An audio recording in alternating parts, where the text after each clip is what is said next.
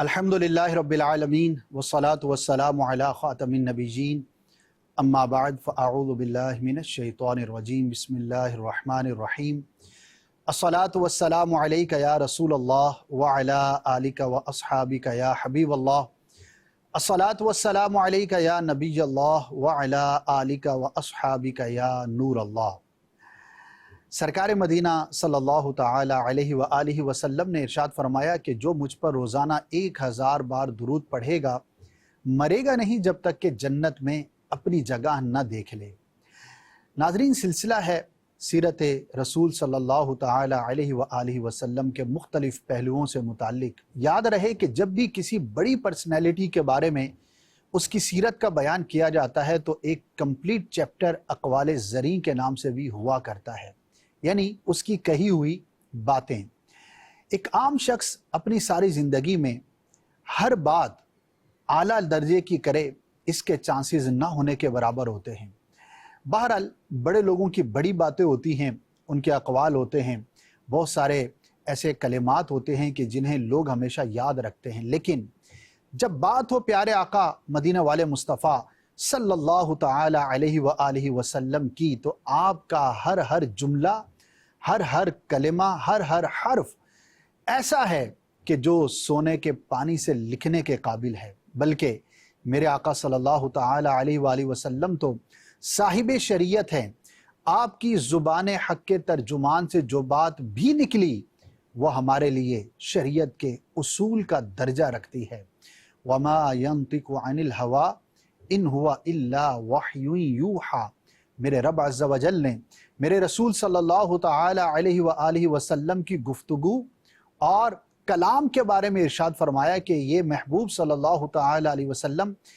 اپنی خواہش سے تو کچھ بھی نہیں فرماتے، یہ جو کچھ کہتے ہیں اللہ پاک کی جانب سے وحی ہوا کرتی ہے۔ میں نثار تیرے کلام پر ملی یوں تو کس کو زبان نہیں، وہ سخن ہے جس میں سخن نہ ہو، وہ بیان ہے جس کا بیان نہیں۔ آپ صلی اللہ تعالی علیہ وسلم کے اقوال، آپ کی احادیث بے شمار علماء کرام نے بڑی بڑی کتابوں میں اس کو تحریر کیا، لیکن آج ہم کچھ ایسے اقوال کو، ایسی احادیث کو آپ کے سامنے پیش کریں گے جو کسی خاص موقع پر میرے آقا صلی اللہ تعالی علیہ وآلہ وسلم نے ارشاد فرمائیں۔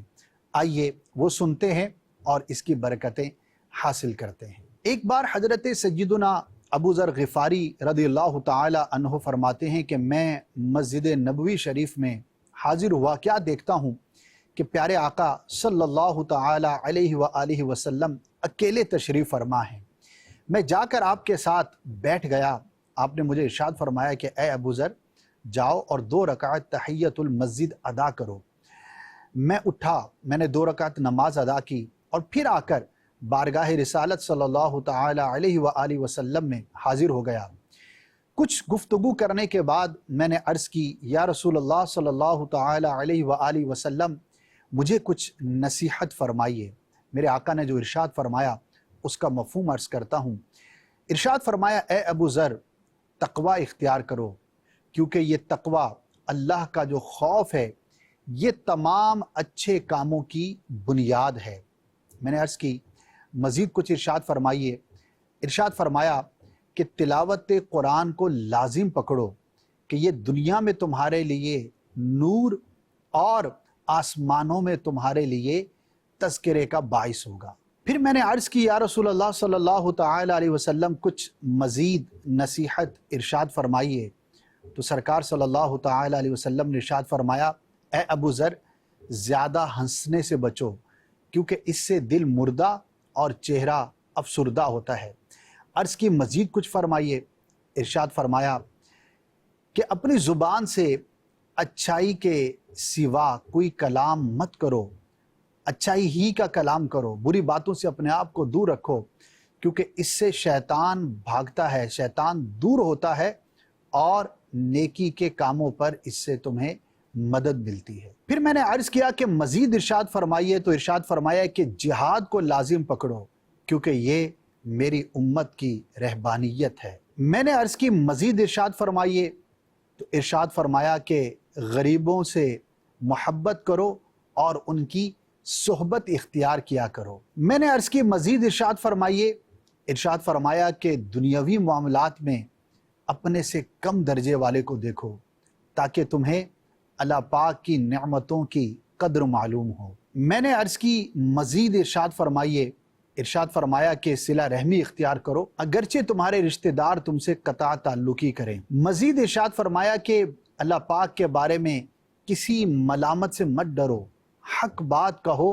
اگرچہ وہ کڑوی ہی کیوں نہ ہو۔ مزید ارشاد فرمایا کہ دوسروں کی ان خامیوں پر اعتراض مت کرو جو تمہارے اندر بھی پائی جاتی ہوں، اور ان کاموں پر غصہ مت کرو جنہیں تم بھی سر انجام دیتے ہو، اور کسی کی غیبت کے لیے اتنی ہی بات کافی ہے کہ تم اس سے متعلق ایسی بات کرو جو تم اپنے بارے میں برا جانتے ہو، یا دوسروں کے ان کاموں پر غصہ کرو جنہیں تم خود بھی کرتے ہو۔ پھر میرے آقا صلی اللہ تعالی علیہ وآلہ وسلم نے ابو ذر غفاری رضی اللہ تعالی عنہ کے سینے پر اپنا ہاتھ رکھتے ہوئے ارشاد فرمایا، اے ابو ذر، کفایت شعاری سے بڑھ کر کوئی عقل مندی نہیں، گناہوں کو ترک کرنے سے بڑھ کر کوئی تقوی اور پرہیزگاری نہیں، اور حسن اخلاق سے بڑھ کر کوئی شرافت نہیں۔ ناظرین، آپ نے دیکھا کہ میرے آقا صلی اللہ تعالی علیہ وآلہ وسلم نے کتنے خوبصورت انداز پر مختصر الفاظ میں ایک ایک جملے کے اندر گویا کہ بہت کچھ بیان فرما دیا۔ اب ان میں سے کن کن باتوں پر کلام کیا جائے، ہر ایک نصیحت ایک سے بڑھ کر ایک ہے، اور سچی بات یہ ہے کہ ان میں سے اگر کسی ایک نصیحت پر بھی ہم عمل کرنے میں کامیاب ہو جائیں تو ہماری زندگی کو گزارنے کے لیے یہ کافی ہے۔ دین ایک مکمل ضابطہ حیات ہے۔ اللہ پاک نے ہمارے آقا صلی اللہ تعالی علیہ وآلہ وسلم کو جوامع الکلم کا معجزہ بھی عطا فرمایا۔ آسان لفظوں میں سمجھنے کے لیے مختصر کلمات کے اندر، چھوٹے جملوں کے اندر بہت گہری اور بہت بڑے مضمون کی بات کو کہنے کا جو فن ہے، جو ملکہ ہے، جو صلاحیت ہے، وہ اللہ پاک نے ہمارے آقا صلی اللہ تعالی علیہ وآلہ وسلم کو عطا فرمائی۔ اللہ پاک ہمیں ابو ذر غفاری رضی اللہ تعالی عنہ کے صدقے ان باتوں پر بھی عمل کرنے کی توفیق عطا فرمائے۔ دوسرا، ہمیں یہ بھی معلوم ہوا کہ جب بھی بزرگوں کی بارگاہ میں حاضری ہو، کسی بڑے کی بارگاہ میں حاضری ہو، تو ہمیں نصیحت کے لیے سوال کرنا چاہیے۔ آج لوگ کسی سے ملتے ہیں تو کلام کیا ہوتا ہے، گفتگو کیا ہوتی ہے، بات چیت کیا ہوتی ہے، آپ غور کر سکتے ہیں۔ کتنے پیارے صحابی کہ جب موقع دیکھا کہ میرے آقا صلی اللہ تعالی علیہ وسلم کسی عبادت میں مصروف نہیں، کسی اور کام میں مصروف نہیں، تو حاضر خدمت ہو کر نصیحت جو ہے وہ حاصل کرنا شروع کر دی، اور ایک کے بعد دوسری، دوسرے کے بعد تیسری، کتنے آپ نے سوالات کیے، اور میرے آقا صلی اللہ تعالی علیہ وآلہ وسلم نے اپنے اس پیارے صحابی کو یہ نصیحتیں ارشاد فرمائیں۔ ناظرین، اب بڑھتے ہیں ایک اور بہت ہی پیارے صحابی رسول حضرت معاذ بن جبل رضی اللہ تعالی عنہ کی طرف۔ ایک مرتبہ آپ بھی اسی طرح بارگاہ رسالت صلی اللہ تعالی علیہ وآلہ وسلم میں حاضر تھے، تو عرض کی کہ مجھے نصیحت فرمائیے۔ پیارے آقا صلی اللہ تعالی علیہ وآلہ وسلم نے ارشاد فرمایا، اے معاذ، اللہ پاک کی عبادت اس طرح سے کرو گویا کہ تم اسے دیکھ رہے ہو، اور پھر ارشاد فرمایا اپنے آپ کو مردوں میں تصور کرو، اور پھر ارشاد فرمایا کہ میں تمہیں ایسی بات کی طرف توجہ دلاؤں، بتاؤں کہ جو تمہارے اختیار میں ان سب سے زیادہ ہے۔ پھر پیارے آقا صلی اللہ تعالی علیہ وسلم نے یہ فرماتے ہوئے اپنی زبان مبارک کی طرف اشارہ فرمایا۔ اللہ تبارک و تعالیٰ کے پیارے حبیب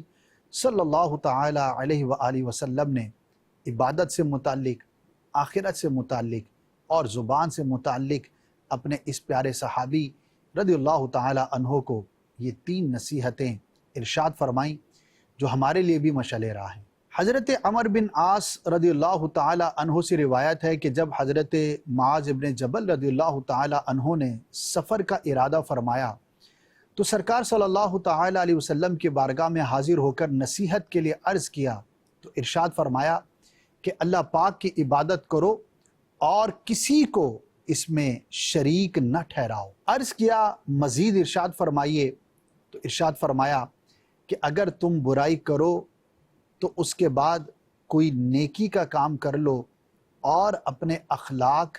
اچھے کرو۔ حضرت معاذ ابن جبل رضی اللہ تعالی عنہ کو ایک اور موقع پر بھی کچھ نصیحتیں ارشاد فرمائیں، اور وہ موقع یہ تھا جب آپ نے یمن کی طرف سفر کا ارادہ فرمایا تو سرکار کی بارگاہ میں حاضر ہوئے، نصیحت کے لیے عرض کیا، ارشاد فرمایا اپنے دین کے ساتھ مخلص ہو جاؤ، تمہارا تھوڑا عمل بھی بہت ہوگا۔ پیارے آقا صلی اللہ تعالی علیہ وآلہ وسلم کی بارگاہ میں صحابیات بھی حاضر ہوتی اور نصیحت مانگا کرتی تھی۔ ایک مرتبہ ام انس رضی اللہ تعالی عنہ نے کچھ نصیحت کے لیے عرض کیا تو ارشاد فرمایا کہ گناہوں کو چھوڑ دو، یہ تمہارے لیے سب سے بہترین ہجرت ہے، اور فرائض کی پابندی کیا کرو کیونکہ یہ سب سے افضل جہاد ہے، اور ذکر اللہ کی کثرت کیا کرو کیونکہ تم اللہ پاک کی بارگاہ میں کثرت ذکر کے علاوہ کسی چیز کے ساتھ حاضر نہیں ہو سکتے۔ حضرت ابو سعید خدری رضی اللہ تعالی عنہ فرماتے ہیں کہ ایک شخص رسول اللہ صلی اللہ تعالی علیہ وسلم کے بارگاہ میں حاضر ہوا اور نصیحت کے لیے عرض کیا، ارشاد فرمایا اللہ پاک کے خوف کو اپنے لیے لازم پکڑ لو کیونکہ یہ ہر بھلائی کو شامل ہے، اور راہ خدا میں جہاد کو تھام لو کیونکہ یہی مسلمانوں کی رہبانیت یعنی ترک دنیا ہے، اور اللہ پاک کے ذکر اور تلاوت قرآن کو لازم پکڑ لو کیونکہ تمہارے لیے زمین پر نور اور آسمانوں میں تمہارے چرچے کا باعث ہے، اور اپنی زبان کو اچھی بات کہنے کے سوا روکے رکھو کیونکہ اس طرح تم شیطان پر غالب آ جاؤ گے۔ حضرت ابو ایوب انصاری رضی اللہ تعالی عنہ فرماتے ہیں کہ ایک شخص رسول اللہ صلی اللہ تعالی علیہ وسلم کے بارگاہ میں حاضر ہوا اور عرض کی،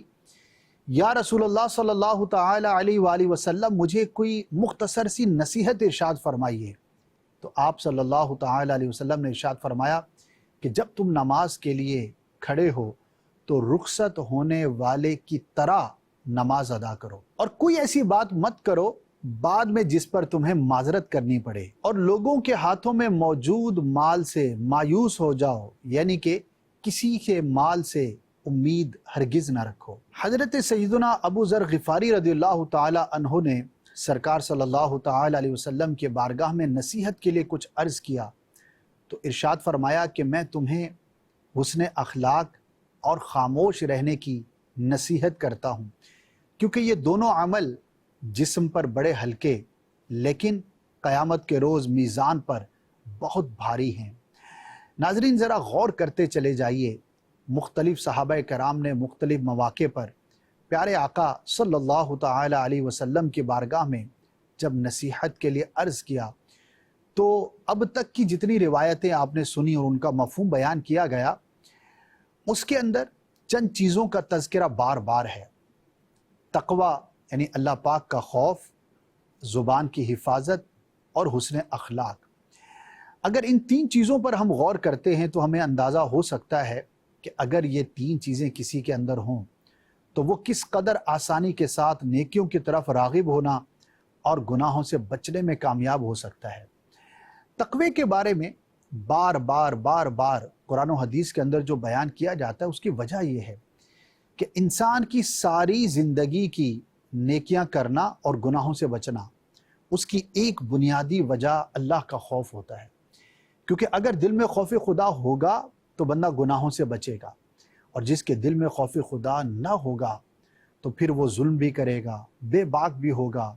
اللہ تبارک و تعالیٰ کا خوف نہ ہوگا تو کمزوروں پر ظلم سے کام لے گا، کمزور کا مال بھی چرا لے گا، کسی کا بھلا چاہنا اس کے دل کے اندر کبھی بھی نہ آئے گا، کیونکہ وہ یہ سمجھے گا کہ میں ہی سب کچھ ہوں۔ اور خاص طور پر جب کسی کے پاس طاقت ہوتی ہے تو وہ تکبر میں مبتلا ہو جاتا ہے۔ اللہ کا خوف ہی ہے جو طاقت ہونے کے باوجود عاجزی پر بندے کو ابھارتا ہے۔ حسن اخلاق کی بات کی گئی، میرے آقا صلی اللہ تعالی علیہ وسلم نے ایک موقع پہ ارشاد فرمایا، انما بعثت لاتمم مکارم الاخلاق۔ مفہوم یہ ہے کہ میرا دنیا میں مبعوث ہونے کا ایک بنیادی مقصد یہی ہے کہ میں اخلاق کو اس کے اعلیٰ درجے تک پہنچا دوں۔ گویا کہ رسول اللہ صلی اللہ تعالی علیہ وآلہ وسلم کی پوری جو تعلیم ہے، پوری جو تربیت ہے، وہ ایک حسن اخلاق کے ارد گرد گھومتی ہے،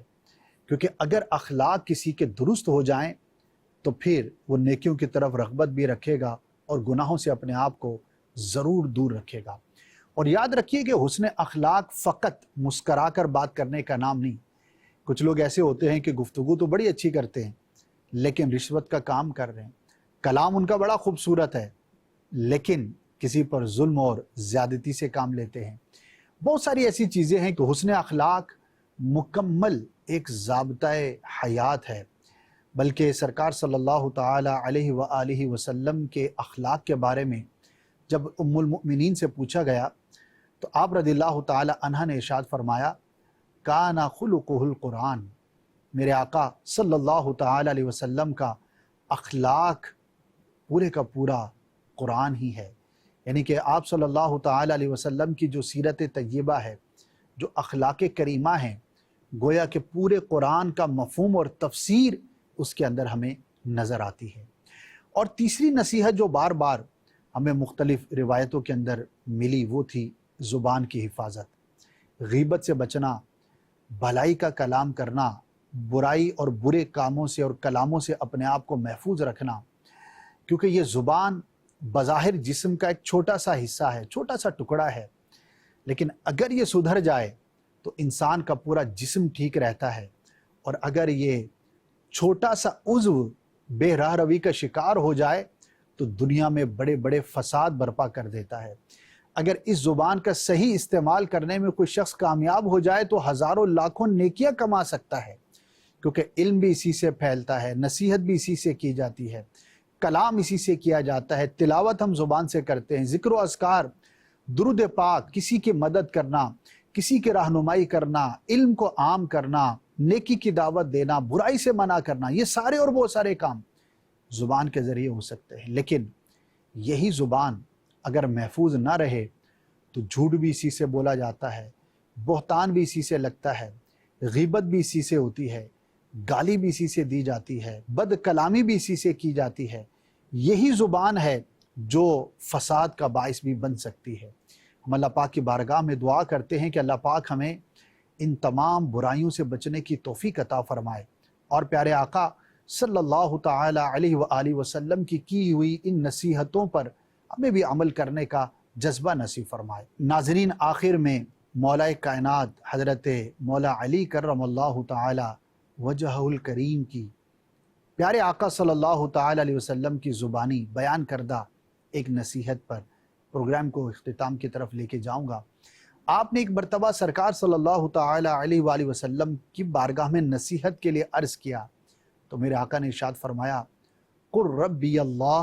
ثم استقم، اے علی کہو کہ میرا رب اللہ ہے اور پھر اس پر استقامت کے ساتھ قائم رہو۔ مولا علی رضی اللہ تعالیٰ عنہ فرماتے ہیں تو میں نے عرض کی، اللہ ربی وما توفیقی الا باللہ علیہ توکلت والیہ انیب۔ تو سرکار صلی اللہ تعالی علیہ وسلم نے ارشاد فرمایا، اے ابو الحسن تمہیں علم مبارک ہو، تم نے علم کے سمندر سے پی پی کر خوب پیاس بجھائی ہے۔ سبحان اللہ، کیا شان ہے میرے آقا صلی اللہ تعالی علیہ وسلم کی، اور کیا شان ہے مولا علی رضی اللہ تعالی عنہ کی۔ کیا خوبصورت نصیحت اور کتنا خوبصورت اس نصیحت کا جواب، اور اس جواب پر میرے آقا صلی اللہ تعالی علیہ وسلم کا اپنی پسندیدگی کا اظہار، اور مولا علی رضی اللہ تعالی عنہ کے اس وسیع علم پر مہر ثابت کرنا آپ کی شان کو کس قدر بلند کرتا ہے۔ اور کیوں نہ ہو کہ مولا علی رضی اللہ تعالی عنہ اس شہر کے دروازے ہیں جس کے بارے میں سرکار صلی اللہ تعالی علیہ وسلم نے ارشاد فرمایا، انا مدینۃ العلم وعلی بابھا۔ بظاہر یہ ایک جملہ ہے لیکن اس کے اندر پورا دین آ جاتا ہے۔ جب ہم اللہ پاک کی توحید کو مان لیتے ہیں تو اس کے تقاضے بہت سارے ہیں۔ توحید کا تقاضا ہے کہ اس کے تمام نبیوں پر بھی ایمان لایا جائے۔ توحید کا تقاضا ہے کہ شرک سے اپنے آپ کو دور رکھا جائے۔ توحید کا تقاضا ہے کہ اللہ کی ہر نافرمانی سے بچا جائے، اور توحید کا تقاضا ہے کہ ہر وہ کام جو شریعت میں پسندیدہ ہے اسے اپنانے کی کوشش کی جائے، اور جب کوئی شخص اللہ پاک پر ایمان لے آتا ہے تو پھر مرتے دم تک اس پر قائم رہنا بھی ضروری ہے۔ کئی ایسے بدقسمت ہوئے کہ جنہوں نے کسی مشکل کی وجہ سے، کسی لالچ کی وجہ سے یا کسی بے راہ روی کی وجہ سے اسلام کو اور دین کو ترک کر دیا۔ دونوں چیزیں ضروری ہیں، ایمان لانا بھی ضروری ہے اور اس پر پھر استقامت رہنا بھی ضروری ہے۔ کامیاب وہ ہے کہ جو مرتے دم تک ایمان پر قائم رہے، کیونکہ میرے آقا صلی اللہ تعالی علیہ وسلم نے ایک اور روایت میں ارشاد فرمایا، انما الاعمال بالخواتم، بے شک اعمال کا دار و مدار خاتمے پر ہے۔ یہ دیکھا جائے گا کہ انسان کا خاتمہ کیسا ہے۔ اگر خاتمہ اچھا تو سب اچھا، اور ساری زندگی ایمان پر گزاری اور مرنے کے وقت کسی اسلام کی بنیادی اصول سے روگردانی اختیار کی تو وہ شخص کامیاب نہیں ہو سکتا۔ کیا خوبصورت جملہ ہے، قل ربی اللہ ثم استقم، کہو میرا رب اللہ ہے اور پھر اس پر استقامت اختیار کرو۔ اللہ پاک ہمیں اس نصیحت پر بھی عمل کرنے کی توفیق عطا فرمائے۔ مولا علی رضی اللہ تعالی عنہ کے اس کامل ایمان کا صدقہ ہم پیش کرتے ہیں، اللہ پاک ہم سب کو ایمان پر استقامت عطا فرمائے، آمین بجاہ النبی الامین صلی اللہ تعالی علیہ وسلم۔ قرآن تو ایمان بتاتا ہے انہیں،